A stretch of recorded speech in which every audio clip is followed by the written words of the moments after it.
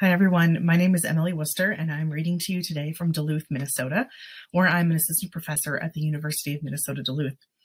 I have a special treat for you today. So in addition to reading chapter 33, I'm going to share a few sneak peeks of an upcoming online exhibit with you. So since 2019, I've been at work with a wonderful project team curating an online exhibit of the fully digitized and annotated manuscript of Anne of Green Gables. Been working with partners at the Montgomery Institute and the Robertson Library at the University of Prince Edward Island, as well as the Confederation Center of the Arts in Charlottetown, PEI, that owns the manuscript. The exhibit will launch late this year. There's the beautiful manuscript itself, and I'll be sure to share that news with the readathon. The site will allow you to explore every single detail of this entire beautiful stack of pages down to the smallest pen stroke.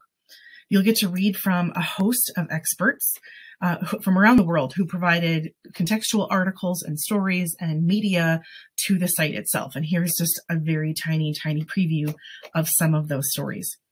So for now, just enjoy this chapter with a few pages of the manuscript and some other material from the exhibit site included. All right. Chapter 33, The Hotel Concert. Put on your white organdy by all means, Anne, advised Diana decidedly. They were together in the east gable chamber. Outside it was only twilight, a lovely yellowish-green twilight with a clear blue cloudless sky. A big round moon, slowly deepening from her pallid luster into burnished silver, hung over the haunted wood. The air was full of sweet summer sounds, sleepy birds twittering, freakish breezes, faraway voices and laughter. But in Anne's room, the blind was drawn and the lamp lighted, for an important toilet was being made.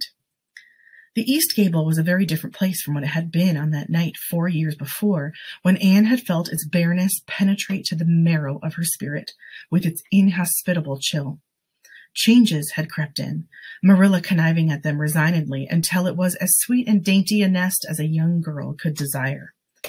The velvet carpet with the pink roses and the pink silk curtains of Anne's early visions had certainly never materialized, but her dreams had kept pace with her growth, and it is not probable she lamented them. The floor was covered with a pretty matting, and the curtains that softened the high window and fluttered in the vagrant breezes were of pale green art muslin. The walls, hung not with gold and silver brocade tapestry, but with a dainty apple blossom paper, were adorned with a few good pictures given Anne by Mrs. Allen. Miss Stacy's photograph occupied the place of honor, and Anne made the sentimental point of keeping fresh flowers on the bracket under it. Tonight, a spike of white lilies faintly perfumed the room like the dream of a fragrance. There was no mahogany furniture, but there was a white painted bookcase filled with books, a cushioned wicker rocker, a toilet table befrilled with white muslin, a quaint gilt-framed mirror with chubby pink cupids and purple grapes painted over its arched top that used to hang in the spare room, and a low white bed. Anne was dressing for a concert at the White Sands Hotel. The guests had got it up in aid of the Charlottetown Hospital and had hunted out all the available amateur talent in the surrounding districts to help it along.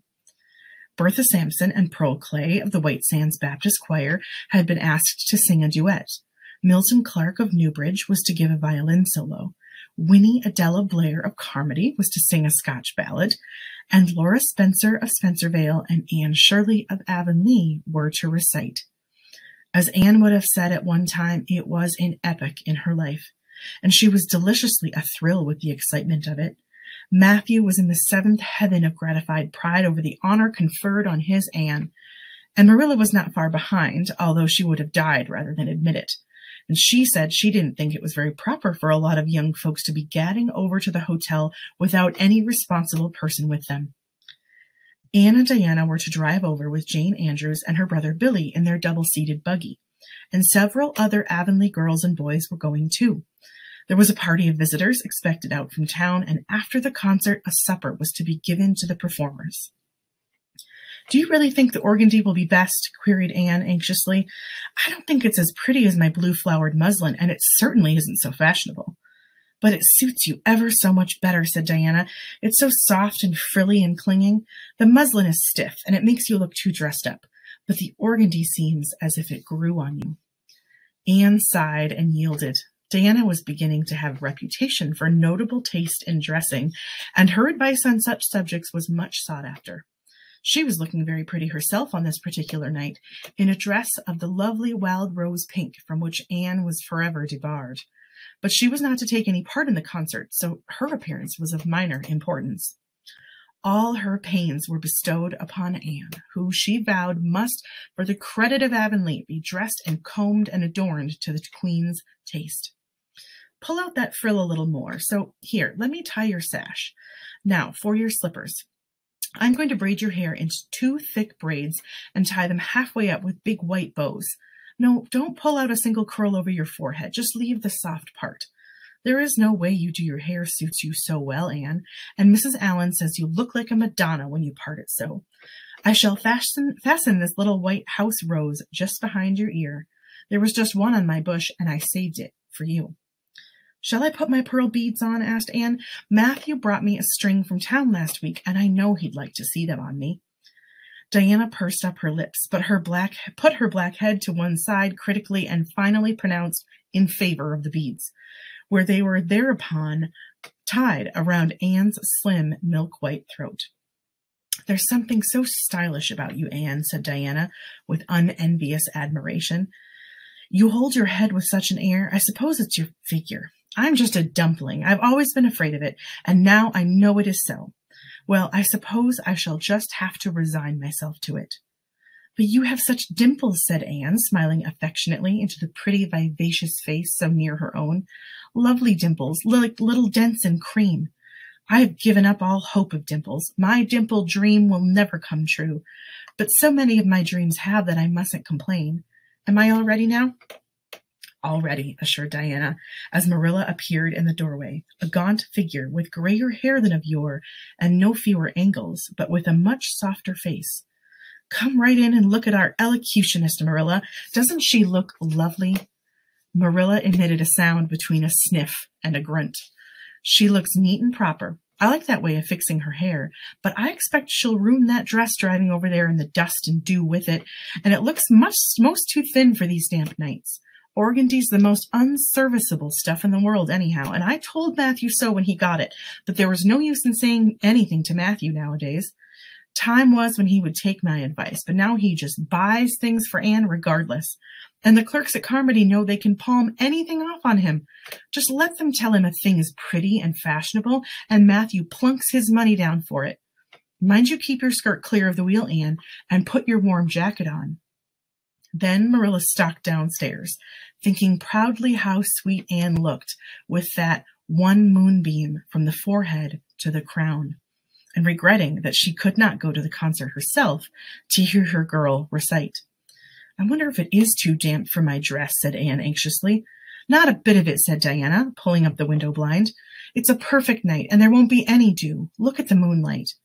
I'm so glad my window looks east into the sun rising, said Anne, going over to Diana. It's so splendid to see the morning coming up over those long hills and glowing through those sharp fir tops. It's new every morning, and I feel as if I washed my very soul in that bath of earliest sunshine. Oh, Diana, I love this little room so dearly. I don't know how I'll get along without it when I go to town next month. Don't speak of your going away tonight, begged Diana. I don't want to think of it. It makes me so miserable, and I do want to have a good time this evening. What are you going to recite, Anne? And are you nervous? Not a bit. I've recited so often in public, I don't mind it at all now. I've decided to give the Maiden's Vow. It's so pathetic. Laura Spencer is going to give a comic recitation, but I'd rather make people cry than laugh. What will you recite if they encore you? They won't dream of encoring me, scoffed Anne, who was not without her own secret hopes that they would, and already visioned herself telling Matthew all about it at the next morning's breakfast table. There are Billy and Jane now. I hear the wheels. Come on.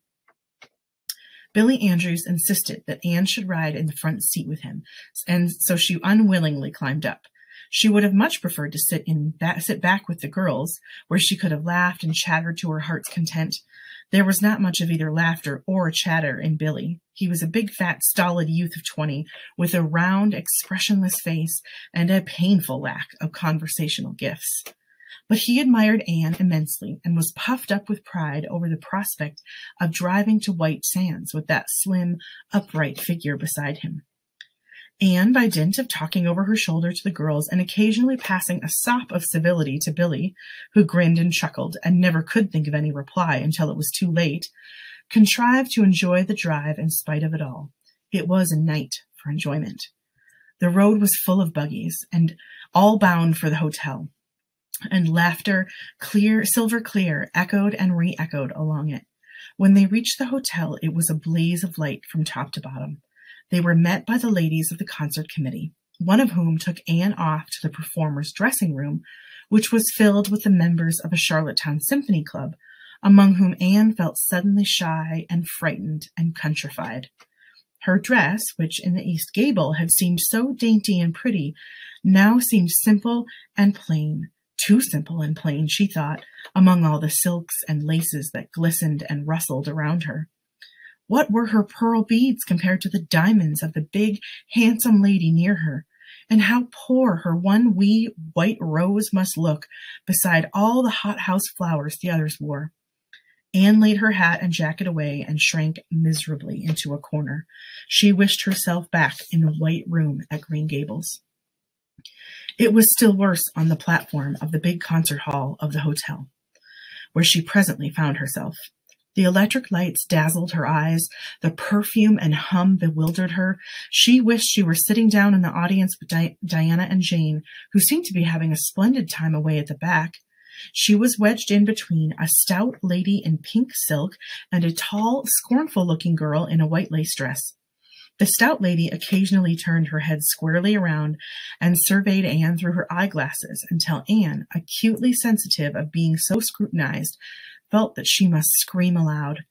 And the white lace girl kept talking audibly to her next neighbor about the country bumpkins and rustic belles in the audience, languidly anticipating such fun from the displays of local talent on the program. Anne believed that she would hate that white lace girl to the end of life. Unfortunately for Anne, a professional elocutionist was staying at the hotel and had consented to recite. She was a lithe, dark-eyed woman in a wonderful gown of shimmering gray stuff like woven moonbeams, with gems on her neck and in her dark hair. She had a marvelously flexible voice and wonderful power of expression. The audience went wild over her selection. Anne, forgetting all about herself and her troubles for the time, listened with rapt and shining eyes. But when the recitation ended, she suddenly put her hands over her face. She could never get up and recite after that, never. Had she ever thought she could recite? Oh, if she were only back at Green Gables.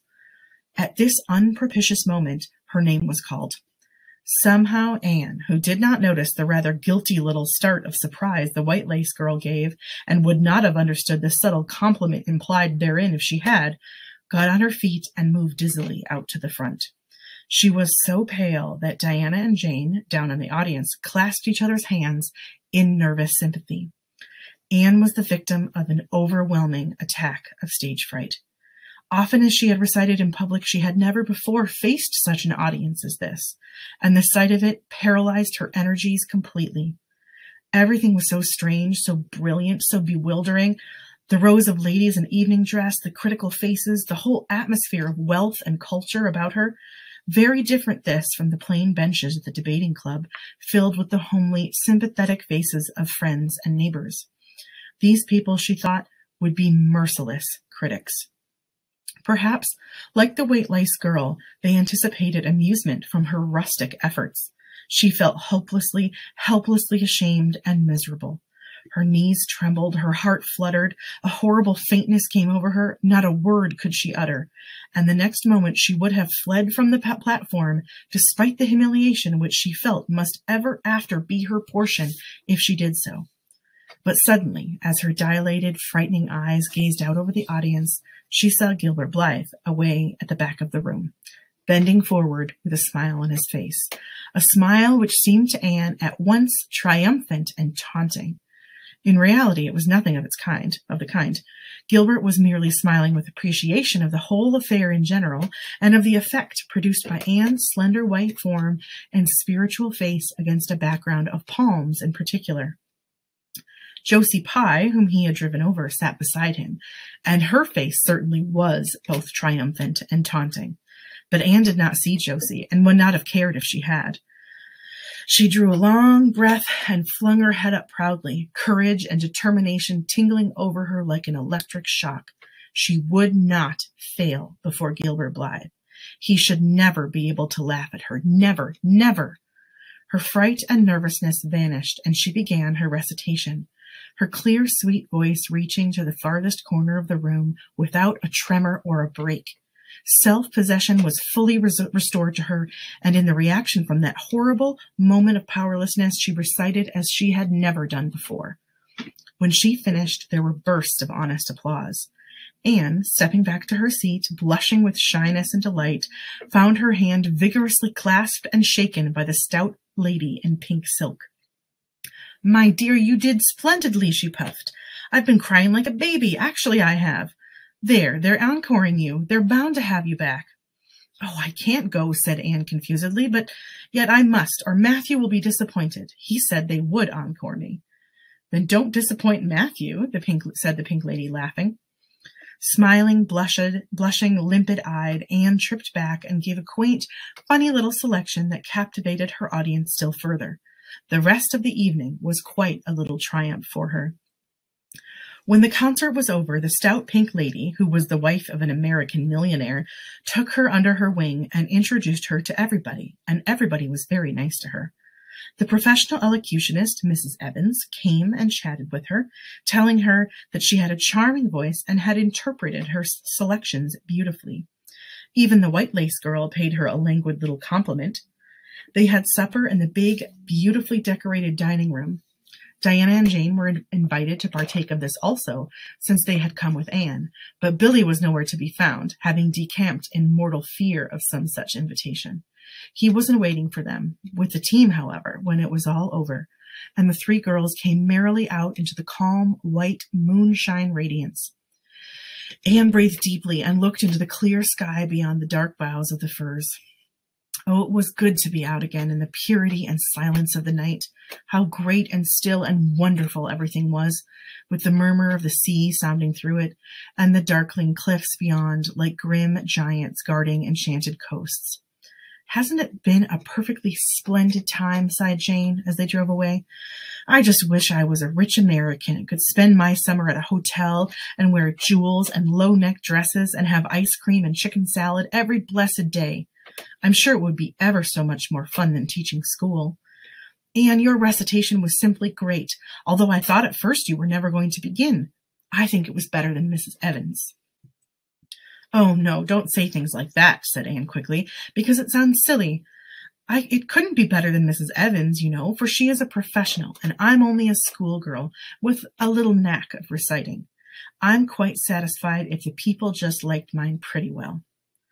"I have a compliment for you, Anne," said Diana. "At least I think it must be a compliment because of the tone he said it in. Part of it was, anyhow. There was an American sitting behind Jane and me, such a romantic-looking man with coal-black hair and eyes. Josie Pye says he is a distinguished artist and that her mother's cousin in Boston who is married to a man that used to go to school with him. Well, we heard him say, didn't we, Jane? Who is that girl on the platform with splendid Titian hair? She has a face I should like to paint. There now, Anne, but what does Titian hair mean?" "Being interpreted, it means plain red, I guess," laughed Anne. "Titian was a very famous artist who liked to paint red-haired women." "Did you see all the diamonds those ladies wore?" sighed Jane. "They were simply dazzling. Wouldn't you just love to be rich, girls?" "We are rich," said Anne staunchly. "Why, we have 16 years to our credit, and we're happy as queens. And we've all got imaginations, more or less. Look at that sea, girls, all silver and shadow and visions of things not seen. We couldn't enjoy its loveliness any more if we had millions of dollars and ropes of diamonds. You wouldn't change into any of those women if you could. Would you want to be that white lace girl and wear a sour look all your life, as if you'd been born turning up your nose at the world? Or the pink lady, kind and nice as she is, so stout and short that you'd really no figure at all? Or even Mrs. Evans with that sad, sad look in her eyes? She must have been dreadfully unhappy sometime to have such a look. You know you wouldn't, Jane Andrews." I don't know exactly, said Jane, unconvinced. I think diamonds would comfort a person for a good deal. Well, I don't want to be anyone but myself, even if I go uncomforted by diamonds all my life, declared Anne. I'm quite content to be Anne of Green Gables, with my string of pearl beads. I know Matthew gave me as much love with them as ever went with Madame the Pink Lady's jewels. The end. Thank you.